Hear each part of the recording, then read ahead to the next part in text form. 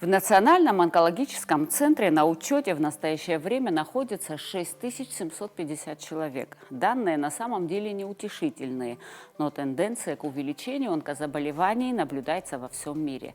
Согласно научным данным, злокачественные болезни преследовали человечество на протяжении всей истории, но в последнее время значительно увеличилось количество онкобольных, что особенно страшно, все чаще стали болеть молодые люди. К сожалению, на ранних этапах в подавляющем большинстве случаев заболевание раком и другими онкопатологиями никак не проявляет себя клинически. А ведь именно начальная стадия опухоли – один из главных факторов ее полного излечения.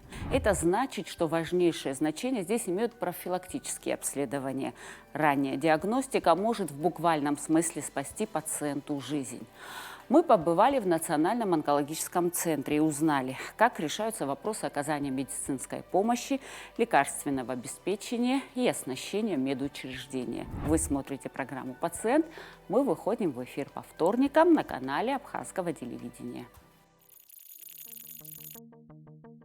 В настоящее время в онкологическом центре на диспансерном учете находится 6750 человек. Из них впервые взятые на учет в 2024 году 571 человек, среди которых с предраковым заболеванием 287 пациентов. По заболеваниям на первом месте стоит рак молочных желез – 82 человека, первично взятые на учет. На втором – рак легкого – 76 человек. И на третьем месте – рак предстательной железы. 51 человек в ушедшем году были впервые поставлены на учет.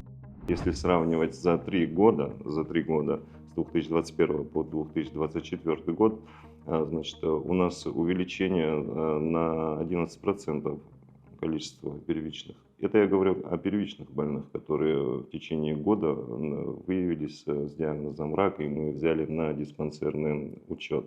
Это достаточно цифра, которая нас смущает, да, 11% с 2021 года было 509 первичных, а сейчас 571 человек первичных больных, которые были взяты на учет. Если говорить общее количество, например, увеличение на 26%, это общее количество больных, которые находятся на диспансерном учете. Конечно, мы хотим снижения этих цифр, но это все зависит от работы онкологической службы, и в прежнюю очередь это зависит от ранней диагностики.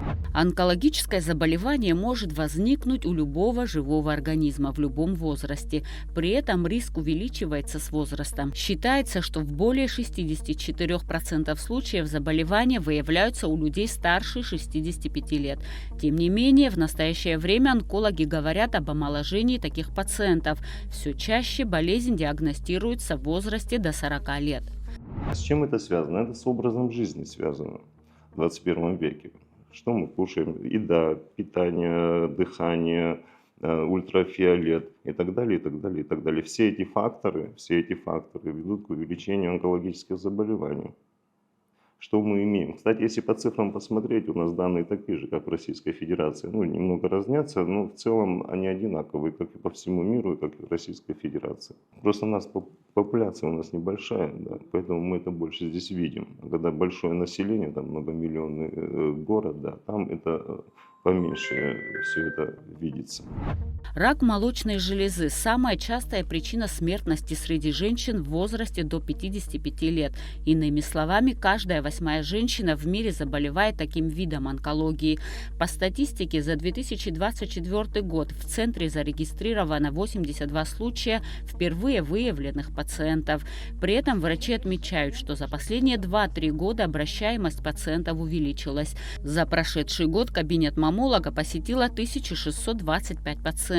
Для сравнения, в 2021 году 920 человек. Говоря о ранней стадии, врачи подразумевают наличие опухоли в молочной железе и отсутствие метастазов. Согласно данным мировой статистики, при выявлении рака молочной железы на ранней стадии полное выздоровление наступает в 97% и выше случаях. Нужно отметить, что в онкоцентре выросло количество операций на молочных железах. За прошлый год прооперировано 109 пациентов. За 2024 год выявлено На первой и второй стадии 44 случая рака молочной железы, на третьей стадии 16 случаев и на четвертой стадии 14 случаев. Как известно, методов прямой профилактики рака молочной железы не существует.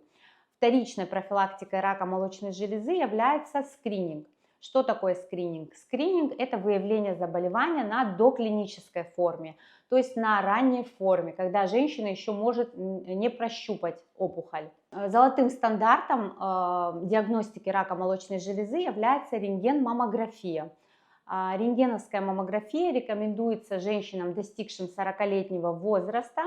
Выполнять ее необходимо в 2 года 1 раз. Так же, как вспомогательный вид исследования, мы можем предложить УЗИ молочных желез, особенно в тех случаях, если при маммографии мы получаем высокий тип плотности молочной железы. Обязательно в таких случаях в дополнение выполняется УЗИ молочных желез. И женщины, не достигшие 40-летнего возраста, для них также приоритет на УЗИ молочных желез, предпочтительно ежегодно выполнять исследования. В нашем онкологическом центре мы можем все эти методы предоставить пациентам. Также хотелось бы выделить отдельно группу высокого риска пациентов. Это носители мутаций в генах BRCA1 и BRCA1-2. В настоящее время все чаще встречаются такие пациенты. Кому же рекомендовано проводить исследование генетическое? В первую очередь тем пациентам, у которых в семье были случаи рака молочной железы или рака яичников у родственников первой и второй линии родства. Таким пациенткам мы можем рекомендовать выполнение генетического исследования, и если мы в результате получаем наличие мутаций в этих генах, для данной категории пациенток мы формируем индивидуальный алгоритм профилактических осмотров.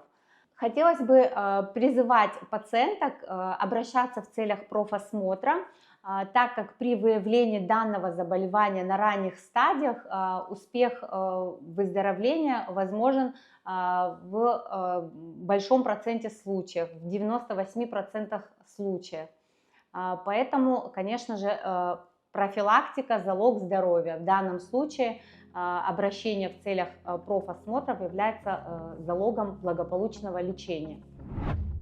Еще одно наиболее распространенное онкологическое заболевание – рак шейки матки. Считается, что основная причина этого вида рака – инфицирование вирусами папилломы человека 16 и 18 типов.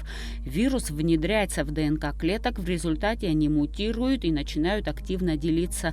Возникает злокачественная опухоль, которая со временем увеличивается в размерах и метастазирует. Опасность рака шейки матки состоит в том, что на самом раннем этапе болезнь никак себя не проявляет. Обнаружить злокачественное перерождение клеток можно только при помощи лабораторной диагностики. Вот почему так важно регулярно посещать гинеколога и сдавать анализы. Это позволит как можно раньше выявить болезнь и начать лечение. На базе нашего онкоцентра мы можем проводить скрининг по раку шейки матки. Берется мазок на онкоцитологии с шейки матки цервикального канала, и в течение 1 рабочего дня мы можем получить результат. Данное исследование берется у женщин с 21 года до 65 лет. В течение первых 2 лет ежегодно проводится скрининг, далее раз в 3 года при отрицательном результате. То есть данный вид исследования позволяет не только выявить рак шейки матки, а также предотвратить, то есть выявить фоновые предраковые заболевания шейки матки. При необходимости мы проводим расширенную кольпоскопию с прицельной биопсией, с получением гистологического диагноза и установлением точного диагноза. Это касается или рака шейки матки, рака эндометрия. К сожалению, большую роль играет время нашей ситуации. То есть если женщины к нам обращаются на 1-й, 2-й стадии заболевания, то мы можем, применяя хирургический метод лечения, лучевую химиотерапию, вылечить окончательно от данного заболевания. Что не скажешь при обращении на 3-4 стадии. И вот по статистике, несмотря на выявляемость данного заболевания, около 40% обращаются к нам на 3-4 стадии, когда вылечить пациента мы уже не можем, мы лишь можем улучшить качество жизни и продлить жизнь.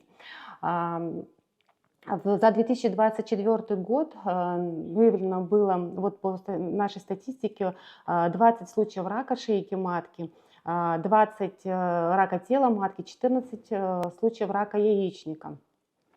Всего было прооперировано 127 гинекологических операций. Конечно, мы советуем ежегодно обращаться к врачу-гинекологу для прохождения скрининга по раку шейки матки, проводить ультразвуковое исследование органов малого таза, консультироваться с врачом-маммологом. Все это можно провести на базе нашего онкоцентра. Мой совет – следить женщинам за своим здоровьем и быть здоровыми. Как лечат раковые заболевания? Есть 3 крупных группы лечебных методик, которые могут использоваться по отдельности или в комплексе. Хирургическое удаление опухоли – это наиболее радикальный, но и эффективный способ. К сожалению, он не всегда применим. Если новообразование поразило большую часть органа или дало обширные метастазы, то операция по иссечению первичного узла может быть признана нецелесообразной. Лекарственная терапия. Сюда относится все многообразие фармакологических препаратов, предназначенных для борьбы с онкозаболеванием, а также лучевая терапия. Это уничтожение опухолевых клеток целенаправленным ионизирующим излучением. К сожалению, на сегодняшний день в Абхазии нет возможности применять лучевую терапию. Пациенты, нуждающиеся в данном виде лечения, выезжают в Сочи. Хирургическим отделением в онкологическом центре вот уже 3-й год заведует Астамур Лабия. Он 20 лет проработал в ведомственной клинике Центрального банка России. Когда ему предложили возглавить отделение в Сухуме, он сначала ознакомился со структурой центра, оборудованием и был приятно удивлен оснащением и условиями работы. Поэтому, не раздумывая, принял приглашение и с удовольствием применяет накопленный опыт на родине. На сегодняшний день хирурги выполняют достаточно широкий спектр хирургических вмешательств, связанных с онкозаболеваниями. С лета, с июня прошлого года поставлено и уже в полную мощь работает лапароскопическое оборудование, специально оснащенное операционное, где мы с этого времени в том числе уже выполняем высокотехнологичные операции любой, скажем так, продвинутого, да, они есть экспертного, продвинутого и экспертного уровня категории сложности данных оперативных вмешательств. В частности, и при этом за такой период 3-летний мы повысили количество операций. А за счет чего? За счет повышения доверия к нам населения, потому что люди больше обращаются. Откуда может взяться количество операций? Больше больных доверяют нам, остаются в Абхазии. Все меньше их выезжают и меньше, скажем так, повода уезжать, потому что многие оперативные вмешательства, которые ранее физически не могли выполняться по ряду причин, либо по отсутствию, связано с отсутствием тех или иных специалистов или того или иного оборудования. В настоящее время мы оказываем достаточно широкую помощь и спектр вмешательств, чтобы люди, не было им нужды выезжать в различные, в том числе в Россию или в Грузию, многие ездили, или в Турцию, или в Армению. Все больше пациентов доверяет и остаются в Абхазии. Так скажем, за прошедший год количество плановых операций выполненных, оно уже подошло практически около 500 операций. Это на 150, почти больше, чем в позапрошлом году. И эта тенденция, она, думаю, будет сохраняться. Вот только заканчиваются праздники, у нас пациенты, которые прямо перед праздниками были запланированы, и уже приходят сейчас им широкие планы, в том числе на текущий год. На сегодняшний день эндоскопическая операционная полностью укомплектована закупленным высокотехнологическим оборудованием, эндоскопической стойкой для выполнения лапароскопических и тороскопических хирургических вмешательств, энергетической платформой со встроенной функцией бескровной хирургии, многофункциональным операционным столом, бестеневыми операционными лампами, системой обогрева пациента, современным аппаратом ИВЛ со встроенной функцией севофлуранового наркоза. Современная лапароскопическая стойка, так называемая стойка, в ней это набор приставок для работы в условиях лапароскопии. Это аппарат для визуализации, подключается сюда видеокамера, это световод, электрокоагулятор последнего поколения, это аппарат для подачи газа в брюшную полость. Здесь новый многофункциональный стол, который позволяет при лапароскопии придавать различные положения пациентам. Шикарные новые бестеневые лампы у нас. Также аппарат Лигашу называется. Ну, это по названию производителя. На самом деле это биполярный коагулятор, так скажем, для бескровной хирургии. Это позволяет безопасно, более комфортно и качественно оперировать. Очень дорогостоящее оборудование, к которому мы относимся очень бережно. Операционный блок весь оборудован бесперебойной подачей электричества, там бесперебойные и стабилизаторы, которые дают стабильное напряжение 220, позволяет нам в течение, при выключении света, в течение сколько, до 2 часов мы можем спокойно, вот такая камера, которая при присоединении лапароскопа мы внутри брюшной полости, в грудной полости видим все детально в HD формате. Это, так вот визуализацию, картинку такую, конечно, надо видеть интраоперационно.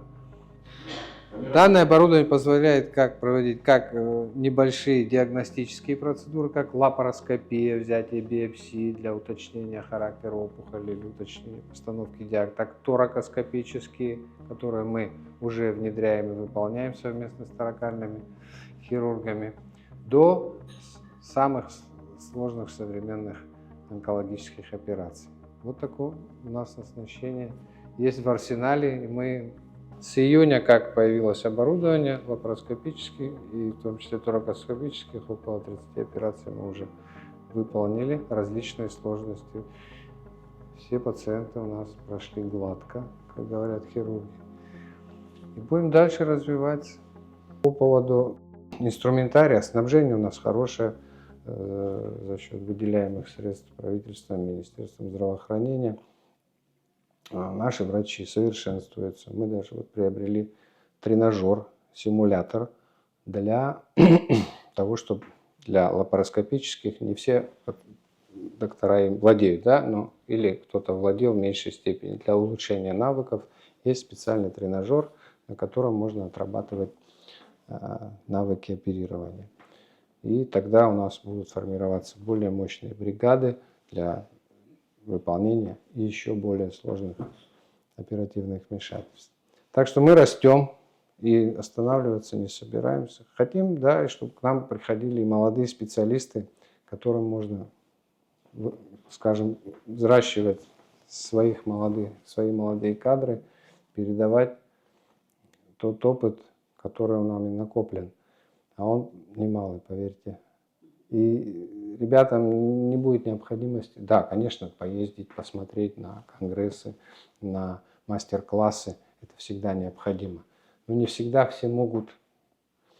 Но мы, как говорим, пока у нас есть взять то, что можно здесь, а это немало, потом добавлять еще.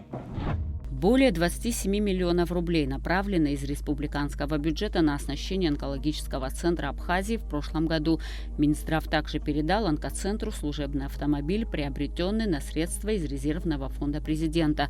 Поддержка онкологического центра и снижение количества больных является приоритетной задачей Минздрава. Стоит отметить, что в центре внедряют новые хирургические методики. К примеру, в ближайшее время в учреждении планируется использовать новейшую методику. Это биопсия сигнального лимфатического узла, которая позволит на ранних стадиях избегать тотального удаления лимфоузлов и провести операцию, например, на молочных железах, максимально сохраняющую орган. Также и другие методики. Значит, с недавних пор у нас в Национальном онкологическом центре введен такой метод исследования, называется гибкая эндоскопия, что позволяет нам изучить практически все заболевания желудочно-кишечного тракта и дыхательных путей. Проводится, значит, у нас 3 исследования: гастроскопия, бронхоскопия и колоноскопия.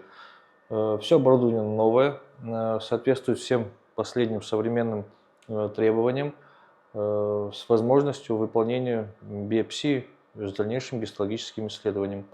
Также лечение, лигирование всех возможных заболеваний, образований всего желудочно-кишечного тракта и дыхательных путей.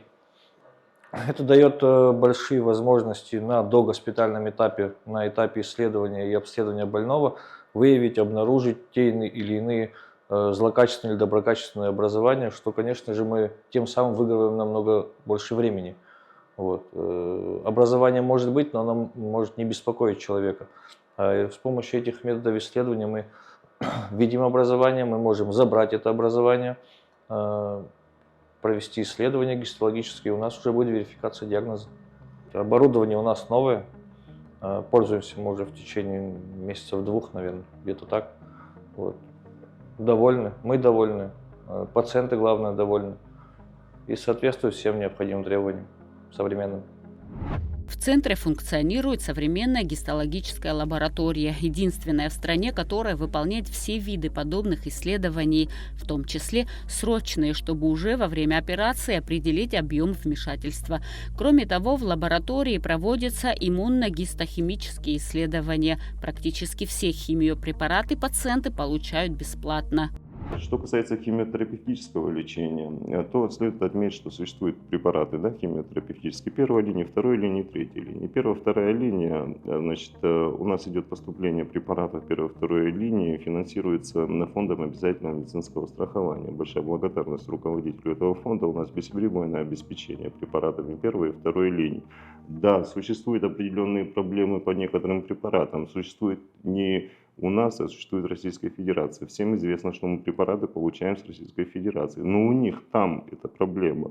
В связи с тем, что все, что происходит в мире, вы знаете, да, и там проблема фармакологические предприятия. Если даже у них есть эти лекарства, они оставляют в запас для себя, конечно. А мы покупаем у них эти лекарства. Иногда бывают проблемы по определенным позициям. Но хочу поблагодарить и аптекоуправлению, и руководителя аптекоуправления Руслана Адлева. Он очень живо отвлекается на все наши запросы, да, и активно ищет все эти препараты. Но не всегда получается найти лекарственный препарат так быстро, как он необходим. Да. Химиотерапевтическое лечение, в принципе, у нас, если взять, сравнивать с другими учреждениями Российской Федерации, от момента поступления больного до начала химиотерапии, самый короткий период времени у нас. Да, быстрее нас никто не проводит химиотерапию, потому что мы индивидуально, нас здесь мало по сравнению, я имею в виду поток больных, да, и у нас индивидуальный подход к каждому больному. Да, мы стараемся побыстрее найти ему эти, даже вот первичный больной придет, ну мы же планируем, да, мы в конце каждого месяца планируем определенный объем химиопрепаратов, который нам необходим на следующий месяц. Но вот, ближе к концу месяца больной пришел, да, там, или в начале месяца он пришел, и ему сразу нужен этот препарат. Конечно, мы изыскиваем определенные, чтобы ему дать этот препарат, чтобы не оттянуть время, потому что вся проблема в том, что эти химиопрепараты значит, больной должен получать строго по времени, по срокам, и их нельзя нарушать, эти сроки. Но мы стараемся, как возможно, индивидуально подходить к каждому больному, обеспечивать химиопрепаратами наших больных. Все это они получают бесплатно.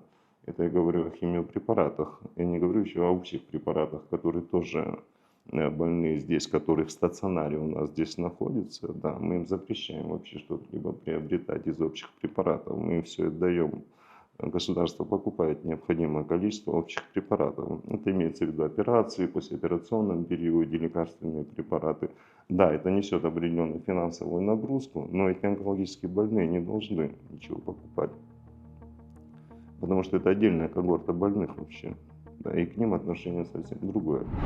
Раннее выявление и лечение онкологических заболеваний снижают связанную с ними смертность. Раннее выявление рака предполагает проведение 2 комплексов мероприятий – ранней диагностики и скрининга.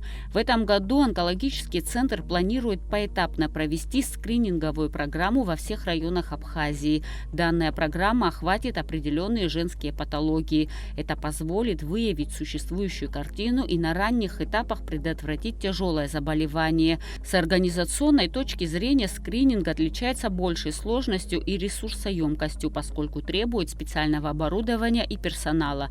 Но это необходимое мероприятие, уверены в центре. К большому сожалению, в прошлом году у 184 человек был диагностирован рак на 4-й стадии, когда уже сделать практически ничего нельзя. Эти мероприятия все финансово емкие мероприятия, но они планируются у нас в ближайшее время проведения этих мероприятий, потому что если больной, значит, на ранних стадиях мы выявляем данное заболевание, то излечение стопроцентное. Рак не приговор, если его выявить на ранних стадиях заболевания, если мы успеваем, да. И поэтому все упирается в диагностику, просветительскую работу, диагностические мероприятия, которые необходимо провести, чтобы больных выявить на ранних стадиях. Значит, скрининг и ранняя диагностика, они чуть различаются. Ранняя диагностика – это когда мы выявляем рак на ранних стадиях. Скрининг – это когда мы выявляем болезни, предраковые, фоновые заболевания. Если мы выявляем больных на фоновых заболеваниях и их лечим, соответственно, да, снижается, вот, например, при раке шейки матки, если провести полноценный скрининг, можно уменьшить заболеваемость почти на 70%, если выявить их именно на этапе фоновых заболеваний. То есть все упирается в диагностику. Конечно, сегодня ощущается дефицит кадров. Специалисты есть, но все не в единственном экземпляре. Нужны химиотерапевты, гистологи. Это проблема, на контроле у Минздрава проводится активная работа по привлечению молодых специалистов. В основном все онкобольные находятся в районах, поэтому в каждом районе должен быть свой онколог. Пока же зачастую функции онколога выполняют врачи общей практики в поликлиниках. Должна быть онкологическая настороженность у врачей общего профиля. Вот это очень важный момент, чтобы онкологическая настороженность. Если, да, имеются определенные признаки, да, то больные должны направляться сюда, в онкологический центр. Кстати, онкологический центр, онкологический диспансер, он не занимается выявлением нигде в мире. Это не происходит. Онкологический диспансер не занимается там выявлением. Да. Онкологический диспансер занимается спецлечением этих больных. Основная нагрузка по выявлению ложится на амбулаторное звено по районам. И должно быть прямое взаимодействие между онкологическим центром и амбулаториями по району. Когда они находят таких больных, да, заполняются соответствующие формы, да, и больные направляются к нам. И мы уже здесь дальше продолжаем. Мы берем их на учет, я даже не просто так вам говорю, с фоновыми заболеваниями. Больные 287 человек с фоновыми заболеваниями выявлено в этом году. Онкологическая настороженность у врачей районных, которые к нам отправили этих больных. И мы здесь уже дальше ими занимаемся. То есть это все взаимосвязано. Ну, не может быть так, что вот команда должна быть. Командная работа. Я имею в виду не в центре, я имею в виду вообще. В настоящее время готовится базовый приказ об онкологической службе в Министерстве здравоохранения. Там все четко будет прописано, где эти больные должны находиться, как они должны находиться и что им должны делать Кстати, сейчас идет активная работа с Российской Федерацией. Мы обратились к ним за помощью, чтобы они нам помогли составить определенные вещи. Да. Ну, я думаю, что в ближайшее время это все будет подготовлено, и мы представим министру на подпись приказ об онкологической службе. Стоит отметить, что здание онкологического центра было сдано в эксплуатацию после капитального ремонта в 2014 году. С тех пор прошло 11 лет. В прошлом году был произведен ремонт кровли. Учреждение снабжено дизельным генератором на случай отключения света. Минздравом организовано снабжение топливом. Также работает своя котельная. Грунтовые воды затапливали нам подвальное помещение. Большая благодарность правительству республики, были выделены средства и выполнено такое дорогостоящее мероприятие по укладке фильтрационных труб. Здесь вы видите, вниз на 3 метра уложены фильтрационные трубы, и фактически отведена вся вода от этой горы, которая идет, отведена от здания. А то у нас была проблема, что у нас топило подвал. Хочу сказать большое спасибо и министру здравоохранения, и правительству республики за то, что быстро среагировали, сделали такое дорогостоящее мероприятие. И теперь у нас подвал сухой и более-менее все благоприятно. Сегодня в центре активно обсуждается возможность получения пациентами лучевой терапии. Главврач уверен, что здесь будет построено помещение под лучевую терапию. Это одна из главнейших задач, которую необходимо решить в ближайшее время.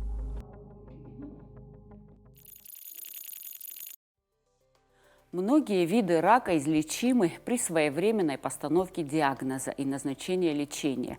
Поэтому необходимо регулярно обследоваться и вести здоровый образ жизни. Помните об этом, и это позволит вам прожить долгую жизнь. На этом я прощаюсь с вами. Будьте здоровы и до новых встреч!